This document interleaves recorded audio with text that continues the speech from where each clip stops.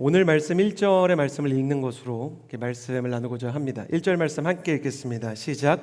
아브라함이 나이가 많이 들어 늙었습니다.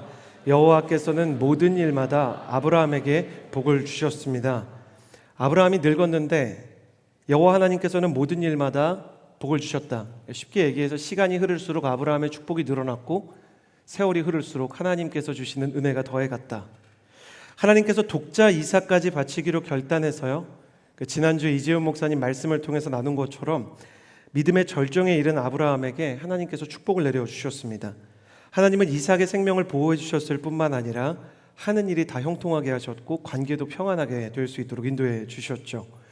그러나 아브라함이 노년을 향해서 달려갈 때 채 이루지 못한 마지막 소원이 한 가지 있었습니다. 저는 이것이 온누리 교회 장로님과 권사님들의 대부분의 기도 제목이라고 생각이 되는데, 자기 아들 이삭의 결혼 문제가 하나님 보시기에 아름답게 축복으로 매듭지어질 수 있도록 기도하는 것이었습니다. 특별히 믿음의 절정을 다루었던 이삭을 모리아산에서 바치려다가 하나님께서 여호와 이레로 예비하신 어린 양을 대신 잡고 이삭을 살려주신 사건 이후에 23장을 보면 아브라함의 배필이었던 사라가 세상을 떠났거든요. 사라가 아브라함보다 10살 연하였기 때문에 아브라함도 연하인 사라가 먼저 떠난 마당에 나의 마지막도 이렇게 멀지 않았겠다라는 생각을 하면서 이 마지막 소원에 대해 준비하게 됩니다.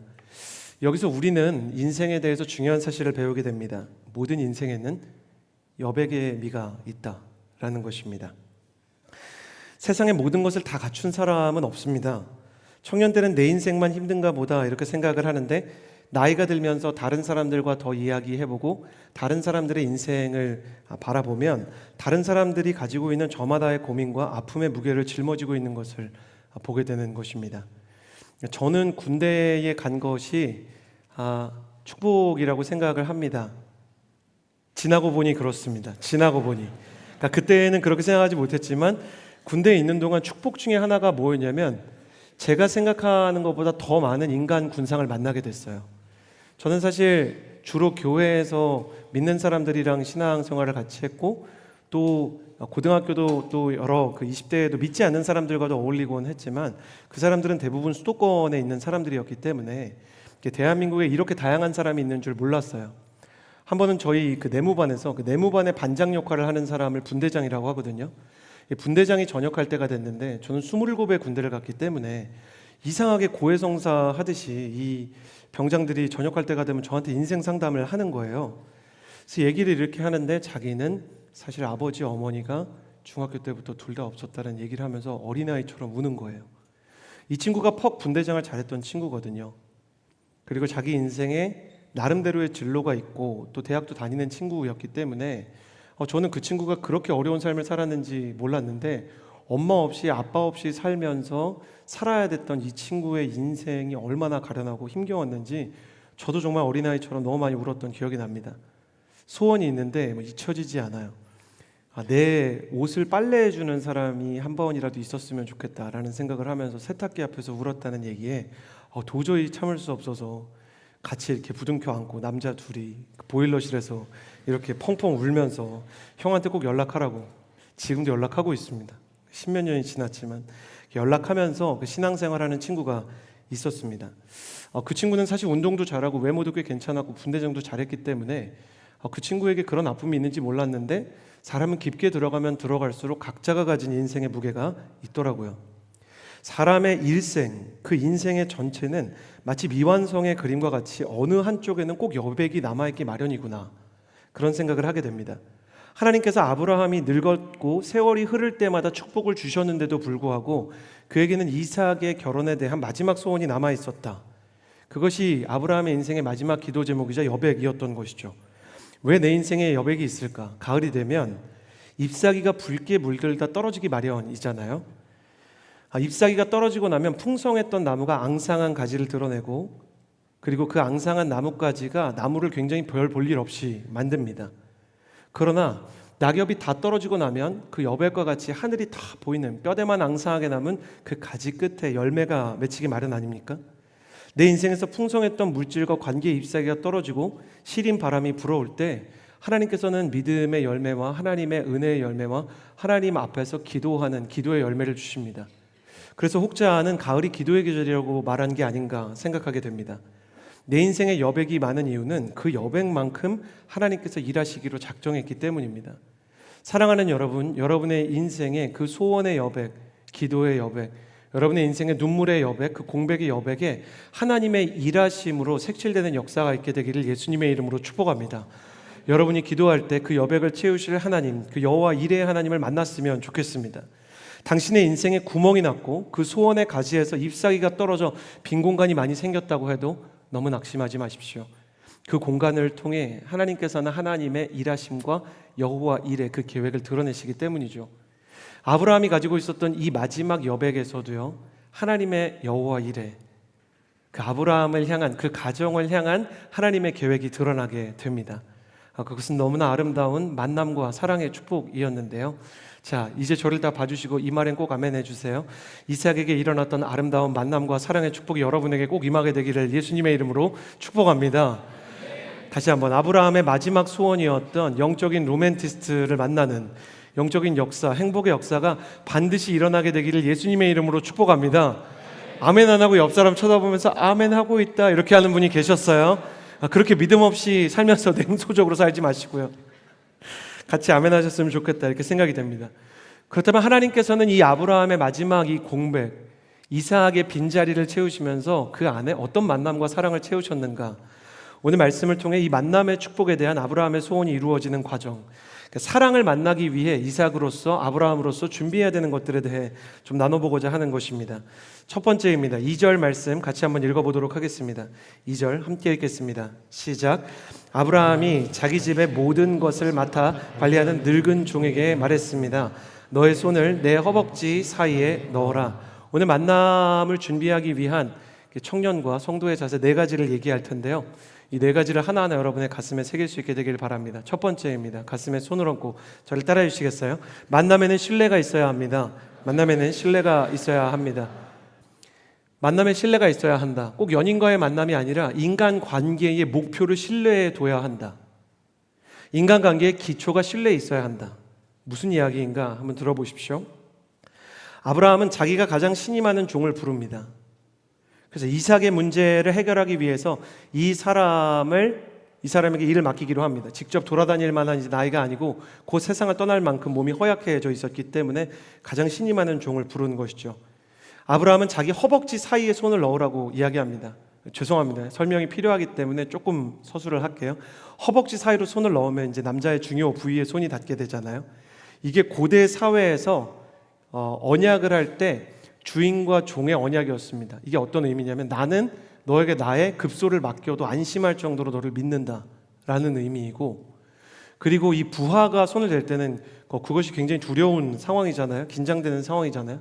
저는 대를 이어서 주인인 당신에게 충성하겠습니다 라는 상징입니다. 이 상징에 대해서는 비교적 자세하게 해석이 가능했던 이유가 지금도 이스라엘과 중동 지방에 살고 있는 유목민 베두인 민족이 여전히 이 맹세를 하고 있기 때문입니다. 족장들에게. 아브라함에게는 그 정도로 믿고 맡길, 자신의 허벅지 사이에 손을 넣어도 안심할 만큼 믿을 만한 사람이 있었다. 아브라함에게 믿을 만한 사람이 있었다. 여러분에게도 한번 생각해 볼 만한 주제가 아닌가 생각이 됩니다. 여러분은 여러분의 인생의 소원과 여러분의 인생의 가장 중요한 문제를 믿고 이야기할 사람이 있습니까? 이 사람에게 이야기하면 이 사람은 진짜 믿을 수 있다. 이 사람에게 기도를 부탁하면 이 사람은 정말 나를 위해서 기도해 줄 사람이다 라고 정말 믿는 사람, 신뢰가 가는 사람이 있는가? 저는 여러분의 인생 가운데 시간이 지날수록 믿을 만한 단 한 사람이 있는 인생이 되기를 예수님의 이름으로 축복합니다. 아브라함은 어떻게 믿을 만한 사람을 만났을까? 반대로 생각해 보면 또한 이런 것이죠. 아브라함 역시 믿을 만한 사람이었던 것입니다. 아브라함도 종을 믿지만 종 입장에서는 또한 아브라함 역시 믿을 만한 사람이었던 거예요. 성경은 이 종도 나이가 적지 않은, 아브라함보다는 좀 젊은 것 같지만 나이가 많이 든 종이라고 얘기합니다. 아브라함과 함께 세월을 같이 하면서 세월이 흐를수록, 시간이 흐를수록 우리말 표현으로 하면 소위 진국이라고 하는, 이 사람은 진짜 믿을 만한 사람이다, 신뢰할 만한 사람이다, 가볍지 않은 사람이다 라고 아브라함에 대해서 신뢰가 생겼던 것이죠. 성경은 관계와 만남에 대해서 이 이야기로 시작을 합니다. 관계의 정점은 어디에 있는가? 신뢰에 있다는 것입니다. 저는 진짜로 멘토 토크쇼를 하면서 느끼는 그 신뢰와 감동이 더 큽니다. 제가 모 청년부에서 이제 사역을 할 때 멘토님들을 모셔서 부부 토크쇼를 한 적이 있었거든요. 근데 대표 장로님이랑 권사님께서 중매로 만났는데 이 사람이랑은 정말 안 맞았다고 싸운 역사를 계속하는 거예요. 저는 마음이 불안했어요. 도대체 오늘 토크쇼가 어디로 가려고 하는가? 교회에서 멘토님들의 토크쇼로 믿음 위의 아름다운 가정이라는 주제를 가지고 토크쇼를 한 건데 이건 믿음 위에 도저히 아름다울 수가 없는 이야기로 가는 거예요. 사회자의 어떤 그 궤도를 벗어났어요. 중력의 궤도를 벗어나서 막 방랑하기 시작하는 토크쇼가 된 거예요. 저는 웃으면서 여러 질문을 했지만 속으로 주님 제발 이 토크쇼를 붙잡아 주십시오. 그런데 사실 언제 이 사람이 본인의 배우자인 걸 알았냐 했더니 권사님이 살면서 회심을 하고 하나님 만나고 한 10년쯤 지났을 때 15년쯤 지났을 때 알게 된 것 같다 이렇게 얘기했는데 장로님이 갑자기 그러시는 거예요. 사실 그렇게 싸우면서도 이건 진심인데요. 그러니까 말 잘 못하는 성격이세요. 굉장히 그 세상에서는 리더십이지만 말을 쑥스럽게 하시는 분인데 이건 진짜인데요. 그랬더니 여보 그렇게 싸우면서도 난 사실 당신이랑 선 볼 때 결혼할 때 한 번도 싫었던 적이 없어. 난 처음부터 당신을 아마 사랑했던 거야. 그러는 거예요. 권사님이 가족끼리 왜 이래 이런 표정이 이셨는데 고맙습니다 그러더니 눈물이 맺히고 진짜 거기 있는 청년들이 다 울었어요. 장로님한테 무슨 용기로 그런 얘기를 하셨냐. 그러니까 저는 사실 예수님을 믿고 제가 사랑한다는 거를 고백할 수 있게 해달라고 얘기했을 뿐 그렇게 싸우고 그렇게 옥신각신을 하면서도 저 사람이 날 떠나면 어떡하나 싸우고 나면 매일 밤 불안했다는 거 그리고 하나님께 이 사람을 지킬 수 있게 해달라고 기도한 게 신앙이 굉장히 큰 축이었다는 거예요. 전 그게 너무 감동적으로 느껴졌어요. 세상에 진짜로 존재하는 사랑은 어디에 있는 걸까? 여러분 한 사람과 20년 이상 살아오면서도 사실 나는 당신을 사랑해 왔습니다 라고 말하는 그 대답을 아무리 세상의 러브 서바이벌들이 설레게 카메라 앵글과 그 사람의 미모와 그 사람에게 모든 데이트 코스를 제공해 준다고 해서 그 모든 것들이 정말로 대체할 수 있을까요? 우리 사회에는 사실 진짜를 원하고 있어요. 진짜가 아닌 것에 대해서는 사실 우리는 더 지치고 더 실망하게 될 거예요. 전 사실 진짜가 아닌 육아 프로그램, 진짜가 아닌 연애에 대해서는 그것들이 오히려 저출산을 부추긴다는 생각이 들어요. 때로는 좀 엉망진창인 것 같고 때로는 궤도를 벗어난 것 같고 때로는 이게 어떻게 해결이 될까 싶어도 하나님의 주관하심 안에서 서로를 향해서 저 사람이 나와 그렇게 싸웠지만 나를 사랑하는 사람이야. 내가 저 사람에게 그렇게 상처를 주었지만 난 여전히 저 사람을 사랑하고 싶고 하나님께서 나를 도와주셔. 그런 신뢰가 기본이 되어야 한다는 것입니다. 여러분 진짜가 너무 고프지 않으세요? 그렇다면 여러분의 인생 가운데 여러분의 내면을 잘 돌아보셔야 합니다. 노출이 강해질수록 성찰은 약해지게 돼 있어요. 성찰이 약해진다는 것은 내가 누구인지를 잃어버리게 된다는 것입니다. 자신을 많이 표현할수록 드러낼수록 우리가 자주 쓰는 카메라의 어플의 필터처럼 그 안에는 조미료가 들어가기 마련이고 진실하기가 어려워지기 마련이죠. 이렇다고 또 순장님들이 이렇게 오해하시면 안 되겠어요. 야 목사님께서 오늘 필터 나쁜 거라 그랬으니까 필터 다 빼고 찍자. 굳이 그렇게까지 할 필요는 없어요. 괜찮습니다. 어차피 진실은 거울 앞에서 여러분이 다 아시는 거니까 크게 상관없는데 다만 민낯으로 하나님 앞에 나아가고 민낯으로 대화하고 내 안에 있는 진짜 속마음을 하나님 앞에서 털어놓을 수 있는 그런 예배와 진짜 누군가와 대화를 주고받으며 성장하는 시간이 필요하다는 거죠. 그 시간을 통해 나 자신을 알게 되고 나 자신에게 정직하게 되고 나 자신의 마음을 속이지 않고 내 마음속에 있는 연약함에 대해 내 마음속에 있는 진짜 열망에 대해 이야기하면서 살아가는 그 신뢰 속에서 우리는 무엇을 얻게 될까?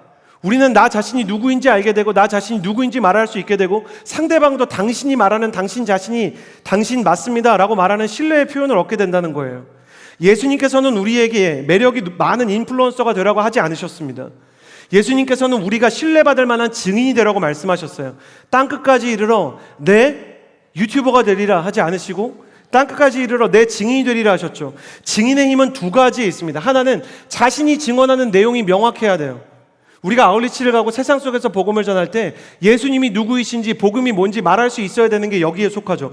두 번째는 뭐냐면 그 증인이 믿을 만한 사람이어야 합니다. 증인이 사기꾼 전과가 있거나 증인이 허언증이 있으면 아무리 그 사람이 사실을 말한다고 해도 상대방에 의해서 그 사람의 증언은 땅에 떨어지게 되어 있으니까요. 그러니 우리가 신뢰할 만한 증인이 되어야 우리가 전하는 복음도 신뢰할 만한 진리가 될 수 있는 것입니다. 관계의 정점도 복음의 전파도 신뢰의 반석 위에 세워지는 것입니다. 신뢰를 받을 만큼 성실하고 약속을 똑바로 지키지 못한다면 핑계대지 말고 정직하기라도 해야 하는 것입니다. 여러분, 정말 우리가 이 시대에 뜨겁게 구해야 되는 것은 더 매력적인 사람, 더 능력 있는 사람, 남들보다 더 빛나는 사람이 되게 해주십시오. 왜 저 사람은 저렇게 빛이 나는데 나는 그렇지 않습니까? 왜 저 사람은 저렇게 아름다운데 내 외모는 볼품이 없습니까? 이러한 수준의 비교의식이 아니라 하나님, 내가 정직하게 해주시고 내가 신뢰받을 만한 사람이 되게 해주시고 나를 오래 아는 사람일수록 저 사람은 믿을만해 라는 칭호를 받을 수 있도록 해주십시오 라는 기도가 있어야 한다는 것입니다. 여러분, 지금 여러분이 그렇지 않은 사람이라고 하더라도 축복할 때 아멘 하시기를 바랍니다. 나는 여러분이 정직해서 여러분 스스로가 자신이 누구인지 아는 사람이 되기를 예수님의 이름으로 축복합니다. 세상의 많은 노출 속에서, 카메라 속에서, 플래시 속에서 살아가는 사람들이 실제로 자기 자신을 사랑하지만 타인을 사랑하는 사람인 것처럼 연기하는 세상 속에서 벗어나 내가 진짜 한 영혼을 사랑할 수 있고 내가 진짜 나 자신이 원하는 것이 무엇인지를 알고 나를 사랑하고 이웃을 사랑하는 사람, 내 이웃을 내 몸과 같이 사랑할 수 있는, 나를 존귀히 여기고 상대방을 존귀히 여길 수 있는 스스로에 대해 정직한 사람이 될 수 있기를 예수님의 이름으로 축복합니다. 시간이 흐를수록 신뢰할 수 있는 사람이 되기를 또한 예수 그리스도의 이름으로 축복합니다. 약속을 하면 지키고 지키지 못했으면 사과하고 다시 약속을 잡아서라도 그 약속을 지키려고 하는 그 신뢰할 만한 정직하고 성실한 사람, 그것이 우리의 기도 제목의 목표가 되어야 한다는 것이죠. 그러나 아브라함의 인생을 보십시오. 아브라함은 인격과 신앙에서 분명히 우리보다 나은 점이 많은 사람입니다. 그러나 하나님 입장에서 한번 생각을 해봅시다. 75세 때 처음 부르심을 받았던 아브라함은 신뢰할 만한 사람이었는가? 그렇지 않죠.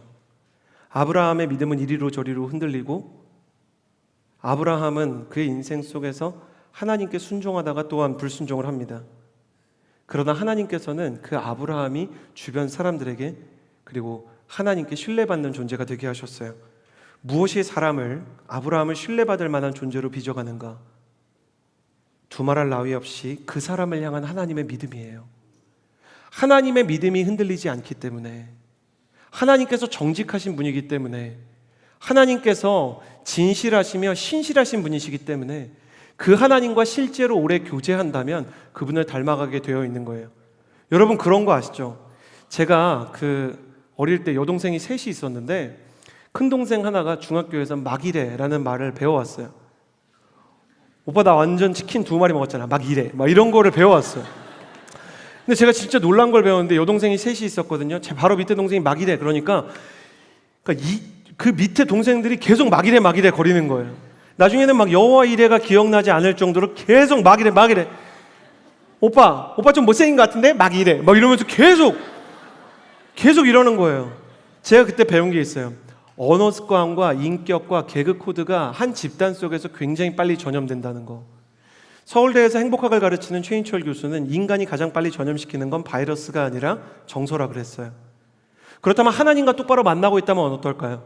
내가 만약 오랫동안 신앙생활을 하면서도 정직하지 못하고 신뢰할 만한 사람으로 성장하고 있지 못하다면 사실 돌아봐야 하는 것입니다.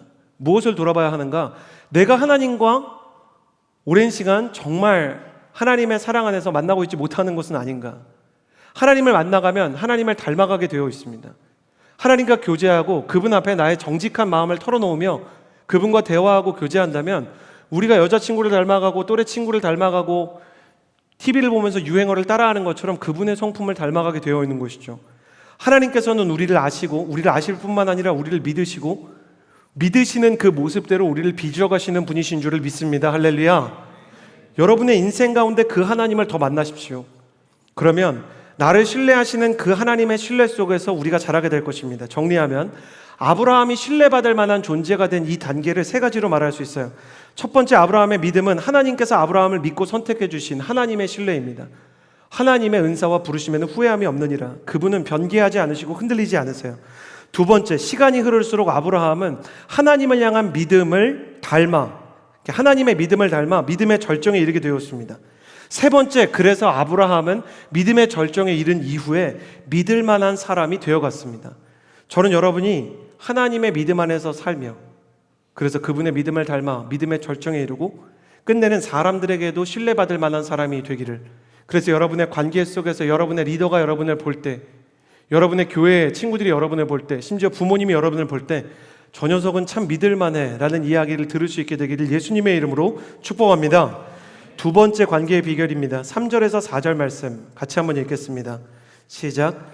그리고 하늘의 하나님이시며 땅의 하나님이신 여호와를 두고 내게 맹세하기를 지금 내가 살고 있는 가나안 족속 딸들 가운데 내 아들을 위해 아내를 구하지 말고 내 고향 내 친척들에게로 가서 내 아들 이삭을 위해 아내를 구해오겠다고 하라. 두 번째로 나누고 싶은 이 만남과 사랑의 원리입니다. 가슴에 손을 얹고 저를 따라해 주시겠어요? 영적인 대화가 통하는 사람을 만나야 합니다. 영적인 대화가 통하는 사람을 만나야 합니다. 종이 허벅지 사이로 손을 넣자 아브라함이 하나님 이름으로 맹세를 시키죠. 그러면서 이삭의 신부감을 찾아오는데 조건이 있다는 거예요. 지금 여기 가나안에서 찾으면 안 된대요. 그리고 가나안에서는 안 되고 자기가 원래 자기 친척들이 살고 있는 아람 나하나임에 가서 이삭의 신부감을 찾아오라는 것이었습니다. 이 아람 나하나임, 많은 분들이 이 아람 나하나임이라는 지명이 좀 생소하시죠? 역사 문헌들을 보면 아람 나하나임은 아브라함이 부름을 받았던 하란과 같은 이름이에요. 그러니까 아브라함이 본래 살던 곳입니다. 그렇게 말하니까 늙은 종은 아브라함이 하나님을 부르셨던 그 고향을 향해서 갑니다. 늙은 종은 하란을 향해서 가면서 한 가지는 이해가 됐어요. 가나안의 여인들은 얼굴도 예쁘고 몸매도 예쁘고 또 매력적인 데가 많지만 하나님을 믿는 사람을 우리 그 주인님이 만나기를 원하시는구나. 하나님을 믿는 그 며느리가 들어오기를 간절히 바라시는구나. 그런데 문제가 있었어요. 하란으로 가서 고향으로 가면 거기는 하나님 믿는 사람이 있을까? 사실 우리는 창세기를 보면서 하나님에 대한 믿음을 가진 사람을 아브라함의 가정 외에 거의 보지 못했거든요.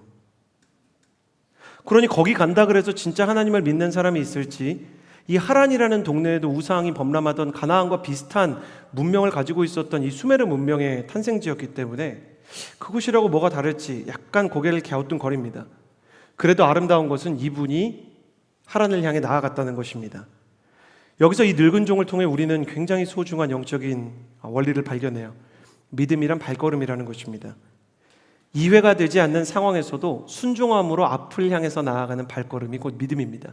그러니까 이해가 안 돼요. 근데 앞으로 가는 거예요. 그래서 저는 순장하고 이렇게 특순팀 섬기고 우리 음향팀이나 자막팀이나 중계팀 섬기고 또 찬양팀 섬기면서 막 투덜투덜 거리는 사람들 되게 이해합니다. 어쩌자고 내가 또 한 해 더 한다고 해가지고, 연기력이 잘 안 돼서 죄송합니다. 어쩌자고 이렇게 한 해 더 한다 그래가지고 내가 이 고생을 하는가? 아니 어쩌자고 내가 이거를 순장을 하나 더 한다 그랬지? 지금이라도 전화해서 안 한다 그럴까? 오늘 올라오신 다락방장님들 중에서도 여기 서버리다니, 영상에 얼굴 나왔나? 이런 거 고민할 수도 있거든요. 그러나 그렇게 불평하면서도 순종하는 사람들은 믿음을 가진 사람이다. 예수님께서 오셔서 그런 말씀을 했어요. 어떤 두 아들이 있는데, 두 사람이 있는데 두 사람에게 모두 지시를 했는데 한 사람은 네 하고 하지 않고 한 사람은 아닙니다 하기 싫어요. 그런데 결국 한다면 누가 믿음을 가진 자냐? 아닙니다 하기 싫습니다 해놓고 하는 사람입니다. 예수님 맞다 그랬죠. 이 종도 모든 걸 이해하고 있는 게 아니에요. 근데 아브라함을 믿는 믿음으로, 그래도 하나님께 기대를 거는 믿음으로 그 땅을 향해 나아갑니다. 그리고 하란, 아람 나하나님에 도착했을 때 이 늙은 종이 깜짝 놀라게 됩니다. 처음 보는 사람한테 하나님 얘기하는 게 쉬운 게 아니잖아요. 쉬워요? 그럼 오늘 엘리베이터 가서 한번 해보세요. 혹시 예수님에 대해 들어보신 일이 있으신가요? 5층까지 가시는군요. 5층까지만 예수님 얘기할까요? 막 이런 거. 그 쉽지 않잖아요. 우리가 우연히 만난 사람한테 어떻게 하나님 얘기를 이렇게 쉽게 합니까? 심지어 소개팅에 나가서도 처음부터 종교 얘기를 하는 게 어렵잖아요. 상대방의 종교를 모르면. 그걸 알려주지 않은 주선자를 원망하면서 알려줬어야지. 그러면서 막 이 얘기 언제 할까 막 각을 재야 되잖아요. 그런데 이분이 용기를 내서, 이분이 완전히 돌직구 스타일이에요. 여호와 하나님께서 나를 보내셔서 여기 온 겁니다. 막 이런 류의 얘기를 하는데 상대방이 뭐라고 얘기하는가? 창세기 24장 32절에 라반이 말했습니다. 이삭의 아내가 되는 리브가의 아버지예요. 라반이 여호와께 복을 받은 분이요, 하나님을 알고 있어요. 어서 오십시오. 왜 밖에서 계십니까? 제가 묵어가실 방과 낙타 있을 곳에 마련해 놓았습니다. 경천애인, 하나님을 경외하고 그리고 사람들을 대접하는 굉장히 귀한 하나님 사랑, 이웃 사랑이 있는 사람이에요. 또 창세기 24장 50절에 라반과 부두엘이 대답했습니다. 이 일은 여호와께로부터 나온 일이니, 막 사정을 다 듣더니 이게 하나님으로부터 난 일이래요. 우리가 좋다 나쁘다 말할 수 있는 게 아닙니다. 우리 딸을 데려간다는데 그게 좋다 나쁘다 내 감정이 중요한 게 아닙니다. 하나님 뜻대로 돼야 됩니다. 저희가 리브가를 보내겠습니다. 그러면서 자기 딸 리브가한테 갈 거니 물어봤더니 딸이 더 가관이에요. 딸은 아직, 할렐루야, 신랑의 얼굴을 본 적이 없어요. 근데 그 먼 길을 가겠다는 거야. 이게 아브라함이 본토 친척 아비집을 떠나는 믿음에 거의 준하는 믿음이에요. 그러니까 믿음의 사람이 있는 거죠. 그러니 이삭과 리브가가 서로 만나서 믿음 얘기를 하면 굉장히 할 얘기가 많았을 거예요. 리브가가 그동안 어떻게 하나님을 믿게 됐는지, 그리고 이삭이 어떻게 하나님을 믿게 됐는지. 이삭이 그 얘기 꼭 했겠죠. 사실 우리 아버지가 돌아가셔서 하는 얘기인데 아버지가 나 죽이려고 그랬다, 막 이런 얘기하고. 리브가가 그 성경에 기록되려면 아버지가 먼저 보낸다 그러고 물어봤기 때문에, 우리 아버지도 그랬는데, 우리 아버지도 일단 보낸다고 약속해놓고 갈래 안 갈래 물어보시더라. 우린 비슷한 믿음의 아버지 밑에서 자랐구나. 원망하니? 아니, 원망 안 하는 게 더 신기해. 그러니까 둘이서 어떻게 저런 믿음을 가지고 나라를 하나님 앞에 내어드리는 부모한테 원망을 안 할 수 있지. 우리 부모님의 믿음을 받거든. 둘이 막 너무너무 이렇게 마음이 잘 맞았을 거예요. 신학교 시절에 목회 상담학을 배울 때 교수님께 부부의 행복에 가장 중요한 요소 한 가지를 뽑는다면 뭡니까? 이거를 물어본 사람이 있었어요. 그러니까 한 가지 병에 걸린 분들이 계세요. 그러니까 그분은 다른 수업에서도 조직신학에서 제일 중요한 거 한 가지 뭡니까? 복음에서 제일 중요한 거 한 가지. 그래서 그분이 성도한 씨였는데 별명이 한 가지셨어요. 한 가지 전도사님. 그러니까 맨날 한 전도사님이 한 가지만 물어보시는 거예요. 그러니까 이분도 되게 재밌으신 분이셨는데, 홍인종 교수님이라고 정말 유쾌하시고 또 마음이 따뜻한 분이셨어요. 한 가지만 뽑으라면 대화를 선택하겠습니다. 그러는 거예요. 말이 통해야 된다. 그러면서 그런 얘기하는 거예요. 사람들이 결혼하면 1, 2년은 대화를 한대요. 연애할 때 대화 많이 한대요. 근데 10년 지나면 둘이 앉아가지고 대화를 오랜 시간 하지 않는데요. 왜 그런지 아세요? 내 남편은 이러니까 그렇게 생각하겠지 짐작하는 거예요. 내 아내는 이걸 좋아하니까 이건 좋아하겠고, 이건 좀 싫어하니까 이 부분에서 조금 화가 났겠다. 다 안다고 생각하기 때문에 두 가지가 없어져요. 물어보지 않고요, 그리고 대답을 드리려고 하지 않는다는 거죠. 질문과 경청이 사라지는 거예요. 제가 생각할 때 단절된 대화라는 건 빛이 들어오지 않는 집에 살고 있는 것과 같습니다. 결국 그 마음 어딘가 구석에서부터 곰팡이가 피고 그 곰팡이로 인해서 호흡기에 문제가 생기기 마련인 거예요. 아무리 사랑해도 정신과 분석이 김혜남 박사는 내가 만약 인생을 다시 산다면, 파킨슨 병에 걸리신 분인데 이분이 쓴 책이 이제 정신과 분석이가 쓴 글 중에 깊기로 유명하죠. 이분이 나의 인생을 다시 시작한다면 이건 꼭 새겼으면 좋겠다. 아무리 사랑해도 말하지 않으면 모른다. 그러니 상대방에게 자꾸 나에게 대해 알려주어야 한다. 그렇죠? 사람들은 말해봐야 무슨 소용이 있냐, 바뀌는 게 없는데, 이런 냉소적인 얘기를 합니다. 근데 여러분, 선진국일수록 바뀌는 게 없는데 많은 돈을 지불하고 상담의에게 가서 자기 얘기를 합니다. 더 많은 성공을 거둔 사람들일수록 다른 사람들, 가장 이렇게 젊은 세대에게 당신은 어떻게 생각하는지를 묻고 들으려고 합니다.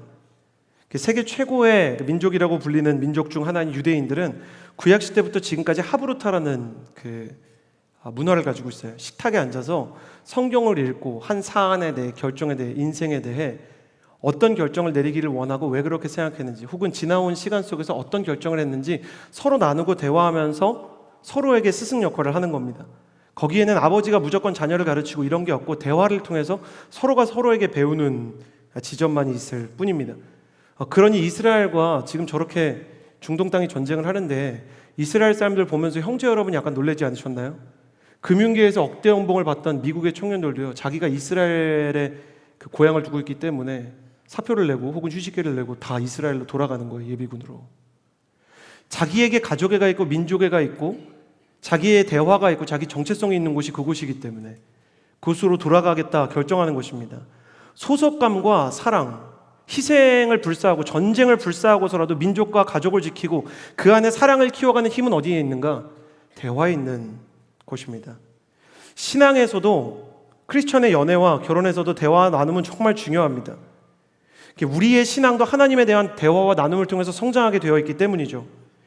영적인 대화가 통하는 사람을 만나야 합니다. 여러분, 대화는 지혜의 나무를 성장시키는 시냇물과 같고 나눔은 인격의 열매, 신앙의 열매를 자라게 하는 걸음과 같습니다. 그렇기 때문에 지금 순방학을 맞이하고 있지만 잠시 쉬시고 예배가 끝나면 꼭 순모임 할 수 있게 되기를 바랍니다. 정말 한 사람을 찾기 위한 전쟁과 같은 그 시점이 20대가 아닌가 생각이 돼요. 정말 마음이 통하는 한 사람을 찾는 곳, 그리고 정말 하나님 이야기가 통하는, 영적인 이야기가 통하는 사람들을 찾는 것. 저는 그래서 정말 영적인 이야기가 많이 통하는 허브가 됐으면 좋겠다, 그런 생각을 하게 됩니다. 당신의 마음에는 은혜의 증폭과 영적인 소통 수준까지 가지 않더라도 영적인 경청이 있는가? 누군가의 은혜를, 그 회심기를 끝까지 마지막으로 들어준 게 언제인가? 저는 여러분의 인생에 이런 영적인 소통이 있게 되기를 바라고, 여러분이 하나님 이야기가 통하는 사람, 이 종이 하나님 이야기를 통해서 그 결혼할 짝을 발견했던 것처럼 하나님의 이야기가 통하고 마음이 통하는 사람들과 교제하다 보니 계속해서 만남의 축복이 커지는 역사 가운데 여러분이 들어가게 되기를 주님의 이름으로 축복합니다. 세 번째입니다. 여러분, 5절에서 9절까지의 말씀을 같이 한번 읽어볼까요? 5절에서 9절입니다. 함께 읽겠습니다. 시작. 종이 아브라함에게 물었습니다. 만약 그 여자가 저를 따라 이 땅으로 오기를 싫어하면 제가 주인의 아들을 주인께서 나오신 그 땅으로 돌아가게 할까요? 아브라함이 말했습니다. 절대로 내 아들을 데리고 그곳으로 돌아가지 마라. 하늘의 하나님 여호와께서 나를 내 아버지의 집과 내 친척의 땅에서 데리고 나오시고 내게 맹세해 말씀하시기를 내가 이 땅을 내 자손에게 줄 것이다 라고 하셨다. 그분 앞에서 내 앞에 천사를 보내셔서 그곳에서 내가 내 아들을 위한 아내를 얻게 하실 것이다. 만약 그 여자가 너를 따라오려고 하지 않는다면 너는 이 맹세에 대해서 책임이 없을 것이다. 절대로 내 아들은 그곳으로 데리고 가지 마라. 그 종은 자기 주인 아브라함의 허벅지 사이에 손을 넣고 이 일에 대해 그에게 맹세했습니다. 다시 그 바다나람으로 가기 전에 아람 나하라나임으로 가기 전에 이 종이 아브라함께 맹세하는 장면으로 돌아와 봅니다. 아브라함의 장막으로 돌아와서 늙은 종은 아브라함에게 만약 이삭의 신부감을 찾았는데 그녀가 이곳으로 따라오기를 싫어하면 어떡합니까? 그러니까 왜냐하면 이분이 생각할 때 하란에서 여기가 너무 먼데 거기 아람 나하나임에서 여기까지 사람을 데려오려고 하는데 그녀가 싫다고 하면 어떡하죠? 그랬더니 아브라함이 절대로 이삭을 그 땅으로 돌아가게 해서는 안 된다. 하나님께서 나를 부르신 땅, 목적지도 여기였고 신앙을 성장하게 한 25년의 훈련소도 여기였고 내게 주시겠다고 약속과 축복을 주신 땅도 이 가나안 땅이기 때문에 떠날 수가 없다는 것입니다. 그러니까 늙은 종의 질문 속에는 사실 매우 간단한 본질이 들어있는 거예요. 만약에 믿음을 지키고 부르심을 지키려다가 손해보면 어떡하죠? 그 손해가 되게 크면요. 근데 아브라함의 대답은 굉장히 간단한 것이었어요. 믿음을 위해, 부르심을 위해서는 손해를 감수할 각오가 되어 있습니다. 심지어 마지막 소원도 유예될 수 있습니다. 이삭이 지금 당장 장가를 가지 못해도 괜찮습니다. 이미 믿음의 절정에서 나는 한번 여호와 이래 내 자식을 죽이려고 해도 하나님께서 나와 내 자녀를 위해 예비하시는 하나님으로 나타나신 것을 경험했습니다. 그러나 그 땅에서 오기 싫어하면 그냥 그 사람을 놓고 와야 되고 그냥 여기로 돌아와서 이삭이 노총각이 되어야겠지만 하나님께서는 그래도 여호와 이레 하나님이시기 때문에 천사를 보내셔서 그곳에서 내 아들을 위한 아내를 얻게 하실 것이다. 믿음을 선포합니다. 아브라함은 곧 죽습니다. 말씀에 따르면 나이가 많이 든 늙은 노인이지만 그가 말하는 게 느려지고 암기력이 느려지고 시력이 약해지고 근육이 다 빠져도 마음이 약해지거나 판단력까지 흔들린 것은 아니었습니다. 종은 아브라함보다 상대적으로 젊고 먼 거리를 갈 수 있지만 상황에 따라서 판단을 해야 돼서 상황에 대한 질문을 많이 하는 겁니다. 우리도 그렇지 않습니까? 근데 이런 일이 일어나면요?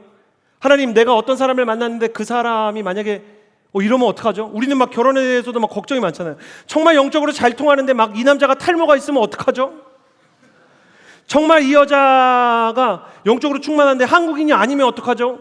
뭐 일어나지도 않을 상황에 대한 질문이 많아요. 여러분, 믿음이 약할 때는요, 의심에 대한 상상력이 증폭됐다는 것을 기억하십시오. 일어난 일도 아닙니다. 근데 일어나지 않은 일에 대해서 상상력이 엄청나게 많은 거죠. 그러나 아브라함은 그런 일이 일어나도 어쩔 수 없다. 이래도 확실하고 저래도 확실해요. 안 되면 하나님의 때가 아닌 거다. 되면 하나님의 약속과 예비하심인 거다. 이게 바로 영적인 분별력인 거예요. 영적 분별력이란 보이지 않는 하나님에 대한 기준이 선명한 거예요. 내가 하나님의 말씀에 따라 약속에 따라서 이거를 결정했기 때문에 하나님께서 만약 안 열어주시면 기다려야 되는 거다. 기다림으로는 뭐 세계 챔피언 아니겠습니까? 아브라함만큼 기다리는 사람이 어디 있겠어요? 만약에 상황이 닥쳤으면 지금 하나님의 타이밍이 아니구나, 좀 속상하겠지만 난 기다리겠다. 그러나 이 기다림의 끝에 반드시 하나님의 예비하심이 있다는 것을 나는 믿는다. 그래서 말씀에 적합한 사람을 줄 거라는 믿음을 내가 가지겠다 생각하는 것입니다. 여기서 우리는 만남과 사랑의 세 번째 원칙을 발견하게 됩니다. 여러분, 가슴에 손을 얹고 저를 따라해 주시겠어요? 만남의 기초를 믿음 위에 두십시오. 만남의 기초를 믿음 위에 두십시오. 여러분, 정말 축복합니다. 하나님께서 여러분을 사랑하셔서 크리스천으로 불러주시고 또한 하나님께서 여러분에게 비전을 주시는 약속의 하나님이신 줄을 믿습니다. 그 약속의 하나님이 약속만 하지 않으시고 여호와 이레의 하나님으로 여러분의 인생을 디자인하시고 주관하시고 인도하심을 믿습니다. 그리고 그 하나님께서 여러분을 인도하는 와중에 가장 중요한 퍼즐 중에 하나인 믿음의 배우자와 가정을 주시는 하나님이시라는 것을 믿을 수 있게 되기를 예수님의 이름으로 축복합니다. 이 기다림의 끝에 나를 위한 한 사람이 있다. 하나님은 믿음을 지키는 사람을 위해 만남의 축복을 예비하신다. 그래서 내 외모가 마음에 들지 않고 나의 스펙이 마음에 들지 않고 내가 갖춘 게 많이 없어도 믿음으로 기도를 시작하십시오. 하나님 아버지, 내가 정말 믿음을 가지고 나의 결혼에 대해, 나의 만남에 대해 기도합니다. 형제들도 자매들도 정말 뜨겁게 기도했으면 좋겠어요. 저는 그 기도를 너무 일찍 시작해서 약간 이렇게 중간에 이렇게 휴지기가 있었는데 6살 때부터 배우자에 대한 기도를 시작했다가 방황하는 청소년기에 잠깐 멈췄었어요. 사실 배우자가 뭔지도 모르는데 하도 기도하라고 하니까. 뭔지 아시죠? 그래서 이렇게 그 배우자가 뭔지도 사실 잘 모르는데 전 배우자가 처음에 배우인 줄 알았어요. 그래서 내가 나중에 기도를 많이 하면 장동건을 만나겠구나 막 이런 생각 하면서 배우와 배우자를 구분 못하던 어린 시절부터 그냥 약속된 배우자를 만나게 해달라. 전혀 이해는 딴판에 있었어요. 나중에 기도를 열심히 하면 연예인을 만나나 보다. 그게 되게 중요한가 보다. 그래서 믿음의 배우 그런 거 아니에요? 그래서 장동건 씨 아니에요? 막 그런 식으로 얘기하니까 엄마가 막 놀라시더라고요. 근데 이렇게 아니지, 그런 사람 얘기하는 게 아니지. 그럼 제가 정말 의문연답 계속 어리석은 질문했거든요. 그 사람은 예수님 안 믿나요? 그럼 예수 믿는 다른 연예인이요? 뭐 이런 얘기하고. 근데 나중에 그게 무슨 뜻인지 모르면서 기도를 시작했는데도 시간이 흐르면서 저는 중요한 걸 알았어요. 방향도 잘못됐고 이해도 잘못된 어머님과 아버지와 이 교회 목회자와 리더들이 시켜서 한 기도였는데 기도하면 할수록 점점 더 이해가 되고 점점 더 뭘 기도해야 되는지 알게 되더라고요. 배우자와 배우도 구분 못하던 제가 어떻게 믿음의 가정에 대해서 제대로 기도를 하게 되었는가 생각해 보면 그래도 하나님이 내 길을 인도하시고 만남을 주관하신다는 믿음이 시간이 가면서 커졌기 때문이 아닌가 합니다. 여러분, 기도를 하고 또 배우자에 대한 상을 그릴 때 이상형도 그렇고 기도 제목도 그렇고 많은 게 좀 틀어지고 이상할 수 있습니다. 여러분은 대부분 세상에 존재하지 않는 사람을 이상형으로 두더라고요. 그러나 하나님께서 여러분이 꼭 만나야 되는 사람을 이상형이 아니라 그 사람이 나타났을 때 알게 하시고 어느 순간 이 사람과 결혼을 하게 하시고 그 사람과 가정을 이루며 확신을 가지게 하시는 것을 저는 또 여러 번 보았습니다. 믿음을 가지고 하나님의 인도하심을 구하는 인생, 또 믿음의 원칙을 무시하지 않는 인생, 하나님께서 내게 주신 믿음의 지조와 절개를 지키고 믿음의 자리를 벗어나지 않기 위해 나름의 싸움을 하는 사람, 전 여러분이 그런 사람이 됐으면 좋겠습니다. 제가 여호와 이레의 하나님, 인도하시는 하나님에 대해서 얘기했지만 여러분 오해하지 마십시오. 모두가 다 하나님의 인도함을 받는 건 아닙니다.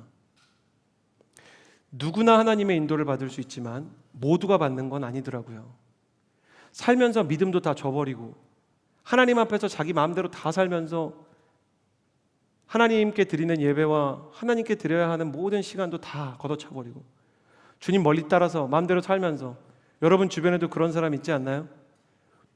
몇 년이 지나도 돌아오진 않는데 자꾸 나한테 술자리에서 오랜만에 동창회에서 만나서 전도하겠다고 가서 난 술도 안 마시는데 거기 가면 친구 중에 그런 애 꼭 한둘 있잖아요. 나도 언젠가 서진아 돌아가야 되는 건 알아.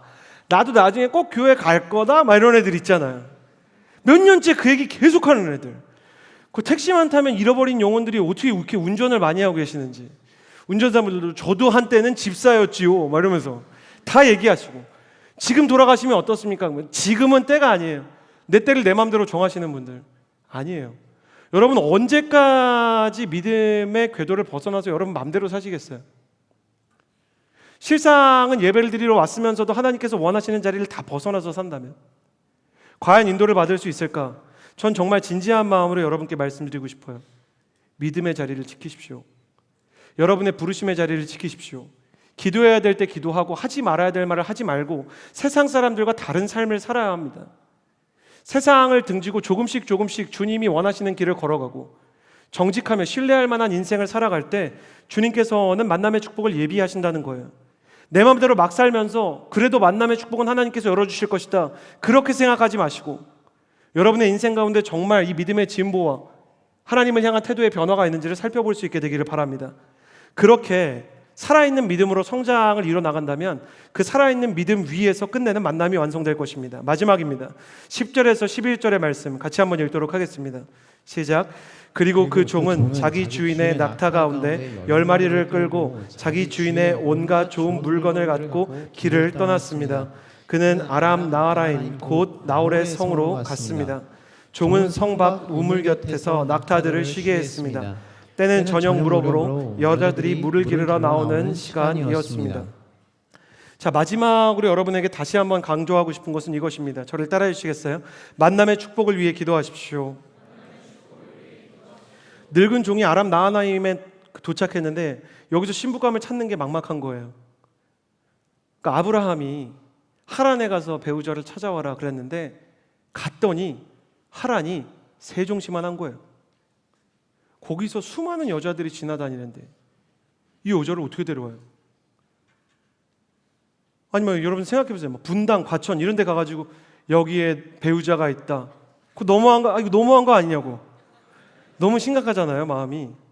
그러니까 이분이 어떻게 해야 되는가 고민이 되는데, 여러분 찰스 스펄전이라는 분이 그런 말을 했어요. 사람이 자기 머리카락을 만약에 다 셀 수 있다고 쳐도 자기 염려에, 인생 전체의 염려는 다 셀 수가 없다.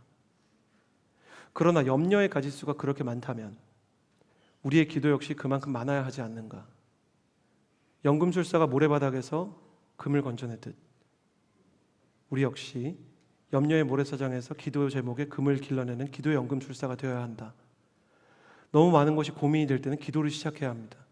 이분은 그냥 그 자리에서 기도를 합니다. 저는 목회자라 그런지 가끔 그런 장면을 봐요. 지하철에 앉아있는 사람이 기도하는 것도 보고요. 그리고 놀이터에 앉아서 짧게 기도하는 사람도 봐요. 그리고 어느 학교를 지나가다가 혹은 회사를 지나가다가 면접을 보는 건지 시험을 보는 건지 막 기도하는 청년들을 보면 막 소름 돋아요. 아, 이런 사람들이 있구나. 순간순간 자기의 인생의 선택의 기로에서 하나님 앞에 인도해달라고 기도하는 사람들. 그러면서 이 사람이 하나님 앞에서 이 만남을 인도해달라고, 여기 사람이 너무 많다고 기도하기 시작합니다. 사랑하는 청년 여러분, 만남의 축복을 위해 지금 당장 기도를 시작하기를 예수님의 이름으로 축복합니다. 그렇다면 어떻게 기도했는가? 12절에서 15절입니다. 같이 읽겠습니다. 시작. 종은 기도했습니다. 내 주인의 아브라함의 하나님 여호와여, 오늘 일이 잘 되게 해주십시오. 내 주인 아브라함에게 자비를 베풀어 주십시오. 여기까지 읽겠습니다. 첫 번째, 늙은 종이 기도하는 장면에서 볼 수 있는 만남의 축복을 위한 기도. 첫 번째는 중보기도가 필요하다는 겁니다. 한 청년의 연애와 결혼을 위한 중보기도를 하나님께서 듣고 계십니다. 사실 이 종은 자기 자녀가 아니잖아요. 자기 주인의 아들이잖아요. 근데 마치 자기 일보다 더 중요한 일처럼 막 기도하는 거예요. 자기 주인 아브라함에게 축복과 자비를 베풀어 달라는 중보기도를 시작하는 거죠. 하나님께서 그 중보기도가 얼마나 마음에 드셨는지 그걸 성경에 기록해 주셨어요. 하나님은 기본적으로 누군가를 위해 사랑의 마음을 담아 중보기도하는 것을 기뻐하십니다. 여러분, 내가 기도를 시작하는 것도 중요한데요, 적어두세요. 여러분의 결혼을 위해서, 여러분의 연애를 위해서 기도할 사람을 모집하세요. 옆 사람에게 인사해 주시겠어요? 너네 중보자가 되라. 옆 사람에게 이렇게 손으로 이렇게 살짝 건드려주면서 기도해 주시겠어요? 결혼하게 하여 주옵소서. 할렐루야.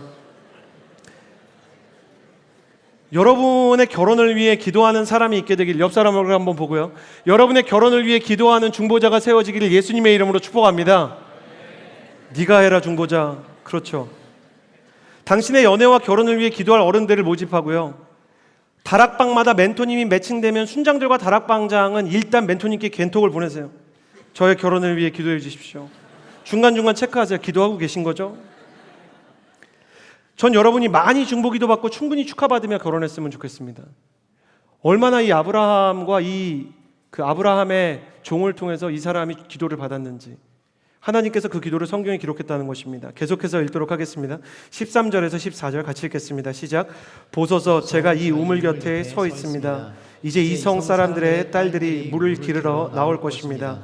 제가 어떤 소녀에게 물동이를 내려 내가 물을 마실 수 있게 해달라고 할 때 그녀가 드십시오, 제가 이 낙타들도 물을 마실 수 있게 해드리겠습니다 라고 하면 바로 그녀가 주께서 주신 주의 종 이삭을 위해 정하신 사람으로 여기겠습니다.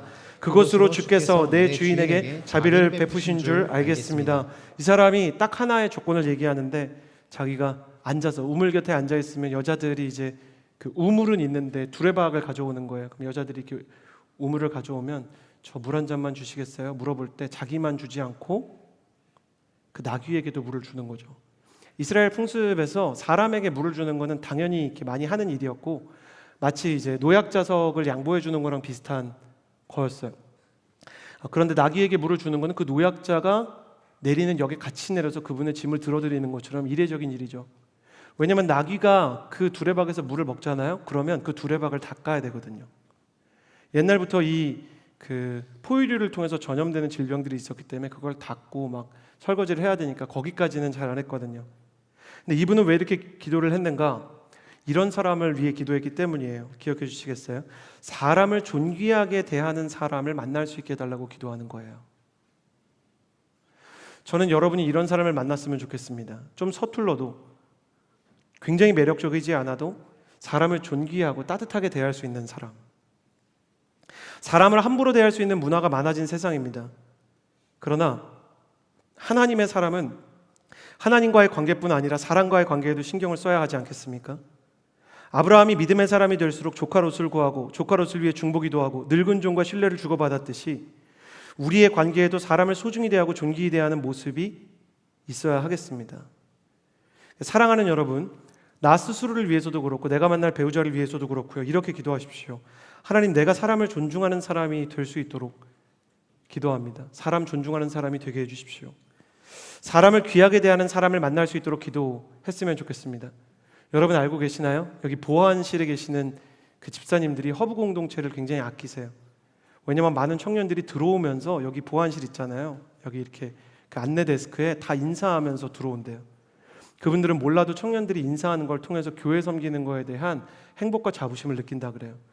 그분들이 섬기는 일에 그 가치를 부여하는 게 어려운 일 아니지 않습니까? 여러분 한 주만 좀 같이 해보면 안 될까요? 들어오면서 다 인사하는 거예요. 들어오면서 못했다, 아 맞다, 나 오늘 못한 것 같다, 나가면서 다 하는 거예요. 처음엔 저분들이 놀라시겠죠. 청년들이 나오면서 안녕하세요, 안녕하세요, 그럼 막 놀래겠죠. 근데 그렇게 하면 제가 장담하는데 우리만 바뀌지 않을 겁니다. 성인 성도님들도 다 그렇게 대할 거고 나중에는 불신자들도 그걸 배우게 될 겁니다. 서점에서도 책을 살 때 뭔가 질문을 할 때 안녕하세요, 제가 좀 질문이 있는데, 그러니까 시작하자마자 이렇게 안 물어봤으면 좋겠어요. 저기 순전한 기독교 없어요? 이렇게 물어보지 않고 안녕하세요, 많이 바쁘시죠? 혹시 제가 질문 좀 드려도 될까요? 동의를 구하고 순전한 기독교 이렇게 어디 있는지 알려주실 수 있을까요? 어디 있는지 알려주시면 제가 가서 찾겠습니다. 그리고 커피숍에서 일하시는 분들도 긍휼히 여겨주는 거예요. 한때 서초구에서 가장 많은 커피를 판 것으로 집계된 양재 온누리교회 커피숍에서 일하는 것은 결코 쉬운 일이 아니에요. 서초구 전체에서 커피가 제일 많이 팔리는 곳 중에 하나였어요. 그러니까 얼마나 힘들겠어요. 아시죠? 아르바이트는 잔이 많이 나가는 곳일수록 힘들어요. 그런데도 불구하고 몇 년을 섬기고 있는 저분들에게 감사하는 마음으로 아우 감사합니다. 이렇게 항상 여기 맛있더라고요. 인사드리고 우리가 그렇게 하면 교회가 바뀌겠죠. 그러면 양재원 누리교회 전체에 영향력을 끼칠 수 있겠죠. 그 다음엔 불신자와 세상까지 영향을 받게 될 것입니다. 우리가 그렇게 사람을 존귀히 대하는 세상을 만들어가야 하고 또 내가 만나는 사람, 나의 가정 속에는 사람을 존귀히 대하는 문화가 있어야 할 것입니다. 우리가 사람을 귀하게 대하는 법을 배우고 그것을 나눌수록 만남의 그 빈도와 만남의 강도가 강해지기 시작합니다. 서로를 만날 때 자존감은 건강해지기 시작합니다. 그리고 우리는 그 사람을 알아볼 수 있게 될 것입니다. 마지막으로 나누고 싶은 것은 15절의 말씀입니다. 15절 같이 읽겠습니다. 시작. 그가 기도를 채 마치기도 전에 아브라함의 동생인 나홀의 아내 밀가의 아들 부두엘이 낳은 리브가가 어깨에 물동이를 쥐고 나왔습니다. 리브가가 이제 나오게 되는 것이죠. 만남의 축복을 위한 마지막 기도는 다시 한번 말씀드리지만 하나님의 인도하심을 신뢰하며 기도해야 된다는 거예요. 여러분 모두가 이렇게 되지는 않습니다. 또 갑자기 오늘 원형 카페에 앉아서 많은 사람이 지나가는데 하나님 제가 만약에 원형 카페에서 커피를 사달라고 하면 내 순환한테까지 사주는 사람이 남편인 줄 알겠습니다. 그러니까 그런 거 하지 마시고요. 그 아브라함의 믿음의 절정 이런 거 다 뛰어넘고 이 부분만 막 이렇게 하지 마시고요. 그러니까 그러나 우리가 인생 가운데 뭐가 있어야 되냐면 하나님의 인도하심을 신뢰해야 된다는 거예요. 하나님은 그래도 나를 인도하신다. 그래서 아브라함의 시간이 얼마 남지 않은 시점에서 하나님은 아브라함을 긍휼히 여기셔서 아브라함의 시계가 얼마 남지 않았기 때문에 신속하게 응답해 주십니다. 기도를 다 마치기도 전에 리브가가 왔는데 혹시 물 한 잔만 주시겠습니까? 그랬더니 기꺼이 낙타한테 이걸 먹이고 사실 저는 하나님이 보내서 왔습니다. 떨리는 말로 그녀에게 말하는데 이 여자가 저 하나님 믿습니다. 그때 이 종이 느꼈을 소름을 한번 생각해 보십시오.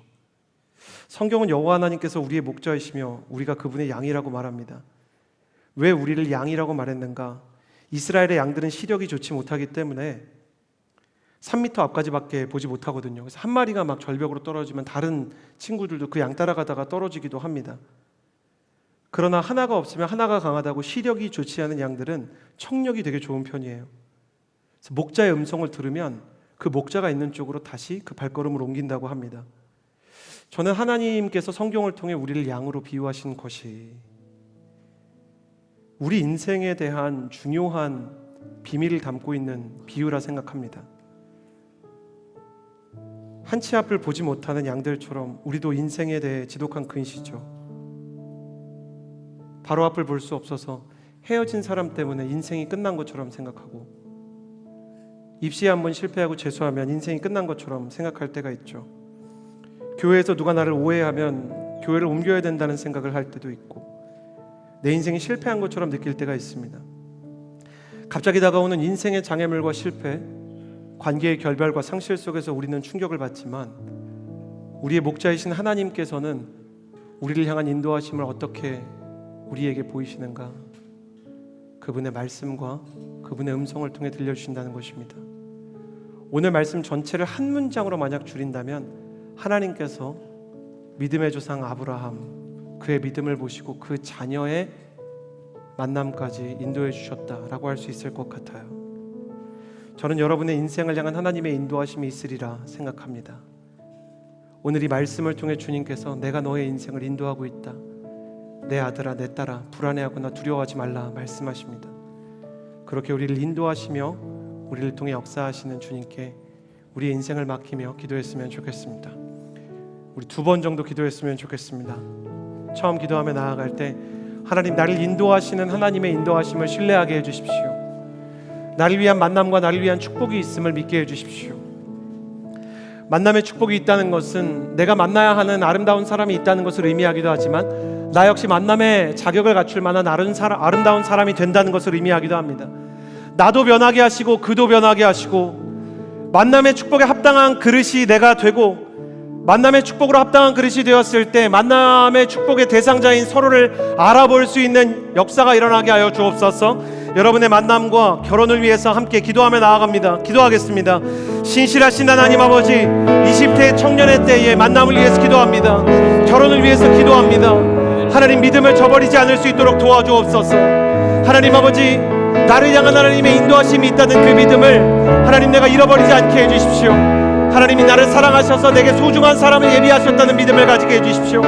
여호와 이레, 나를 위해서 사람을 예비하시고 나를 위해서 한 사람을 준비시키신 하나님, 또 나를 누군가를 위해서 준비시키시며 인도하시는 그 하나님께서 나의 인격과 이 만남을 주관하신다는 믿음을 잃지 않게 해주십시오. 이삭이 리브가를 만나게 하신 것처럼 그 둘은 정말 영말리 먼 거리를 떨어져 있었지만, 그러나 아무리 멀리 떨어져 있어도 만날 사람이 다 만나는 것처럼 하나님께서 나와 그 사람이 얼마만큼의 거리를 가지고 있든지, 나와 그 사람이 얼마만큼 서로를 알지 못하든지, 그럼에도 불구하고 우리가 서로를 향해 만남을 위해 준비되고 쓰임받고 예비되는 사람이 될 수 있도록 도와주옵소서.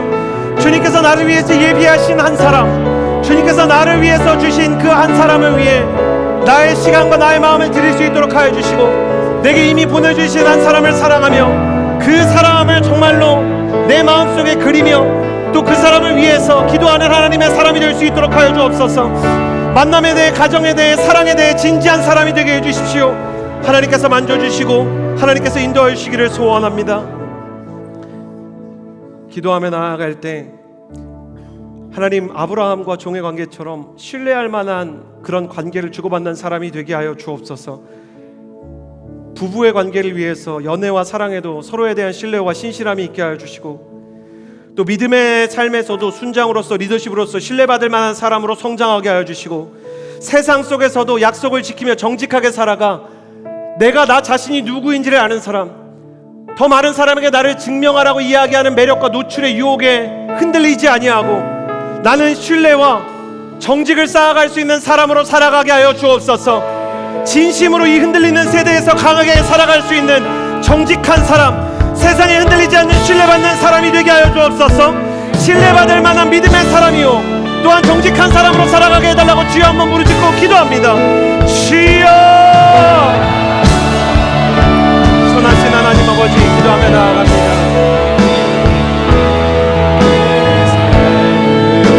선하신 하나님 아버지, 예배하게 하여 주시고, 선하신 하나님의 사랑과 하나님의 은혜 가운데 하나님이 기뻐하실 만한 변화와 역사와 충만하시게 하여 주옵소서. 선하신 하나님 아버지, 우리를 향해서 하나님께서 가지고 계시는 그 거룩한 부르심은 정직한 삶으로 신뢰받을 만한 삶입니다. 하나님, 약속을 지키는 사람이 되게 해주십시오. 누군가에게 저 사람은 믿을 만한 사람이야 라고 이야기 들을 수 있을 만큼 하나님, 내가 예수님 이야기를 하면 사람들이 듣게 해주시고, 하나님, 은혜는 카리스이며 은사는 카리스마입니다. 다른 사람들에게 신의 은사를 가지고 영적인 카리스마를 가지고 다른 사람들을 인도하며 다른 사람들에게 거룩한 복음을 전할 수 있는 하나님, 그런 내면의 강도와 힘을 가지고 있는 사람이 되게 해주시오. 흔들리지 않게 해주시고 무너지지 않게 해주시고, 하나님 앞에 예배하며 하나님 기도하며 나아갈 때 하나님 앞에 하나님의 사람으로서 진실하시고 신뢰하는 주님만큼 하나님의 성품을 닮아가며 사람에게 신뢰받게 신뢰하는 사람으로 살게 하여 주옵소서. 하나님께서 사랑하셔서 주님만을 지혜요, 주님만을 지혜요, 예수님. 좋으신 하나님 감사합니다. 신뢰하며 신뢰받을 수 있을 만한 사람이 되게 해주시고, 마음이 통하고 영적인 대화가 통하는 사람이 되게 하여 주셔서 그런 영적인 대화가 통하는 사람 만나게 하여 주시고, 만남의 축복을 위하여 기도하여서 주님께서 아무리 멀리 떨어져 있어도 하나님, 하란과 가나안이 멀어도 만나게 하시는 것처럼 나와 그 사람의 거리가 멀어도 끝내는 만나게 하는 만남의 축복에 이르는 역사가 있게 하여 주옵소서. 우리를 위해 중보하는 자가 있게 하시고, 사람을 존귀히 대하기 위하여 스스로를 위해 또 상대방을 위해 기도하게 하여 주시고, 하나님의 인도함을 신뢰하며 끝내 그 하나님의 역사를 보는 사람들 되게 하여 주옵소서. 예수님의 이름으로 기도드렸습니다. 아멘. 비전 헌금 영상을 같이 한번 보도록 하겠습니다.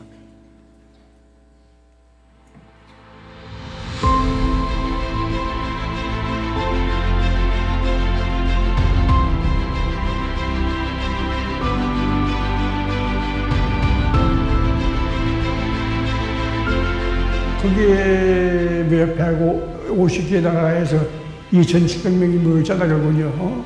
그게 모아가지고 성소의 권위를 확인하면서 그리스도의 복음밖에 없어. 그 유일성을 확인하고 세상에 전도할 필요가 없다고 그러는데 아니야, 우리는 전도해야 돼. 조금만이라도 전도해야 돼 하고 그 무적의 운동을 했다고 그러군요.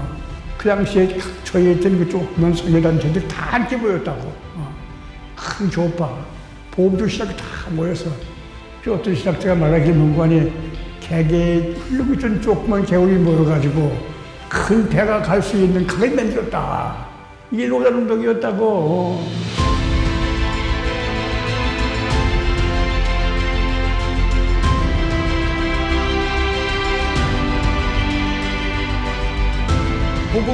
복음을 전하는 것과 사회적 관심을 갖는 게 다 하나다. 예. 그러면서 복음주의자들이 이 두 가지 일을 다 해야 되는구나. 그래서 복음주의 교회가 확산되어지는 그런 결정적인 계기를 마련했거든요. 그리고 그것이 세계교회에 영향을 주고 있고 지금까지 그래서 그 운동이 계속 유지되고 있습니다.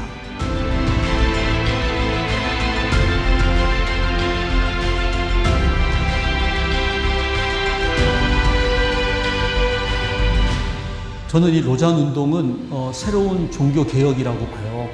자기의 그 일터, 가정과 직장과 그리고 이 사회 깊숙이 정말 보냄받은 하나님의 그 보내심의 뜻을 이루어 드리는 것이 하나님이 우리를 이 땅에 보내신 선교적 삶이다.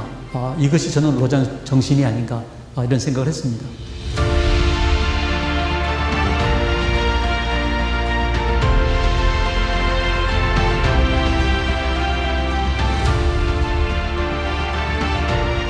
(2024년 9월에) 한국에서 4차 로잔 대회가 열리게 됩니다.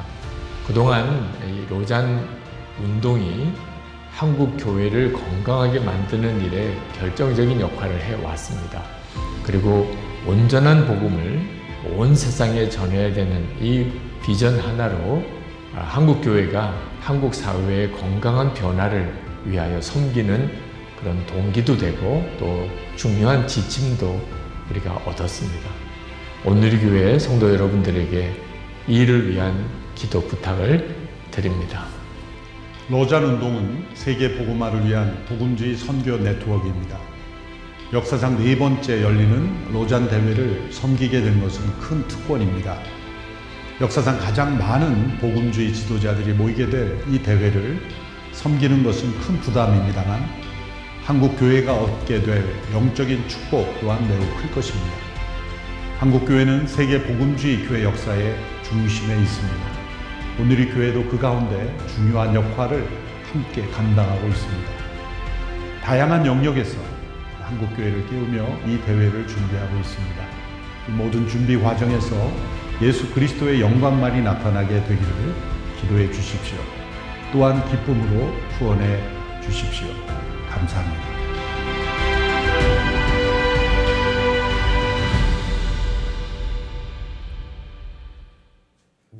영상으로 보신 것처럼 모든 선교사와 또 세계 교회 지도자들의 모임이 로잔 대회, 선교를 위한 대회가 영광스럽게도 한국에서 개최됩니다. 이를 위한 비전 헌금에 동참해 주시면 감사하겠습니다. 다 함께 일어나 봉헌 찬양 드림으로 주님께 나아가도록 하겠습니다.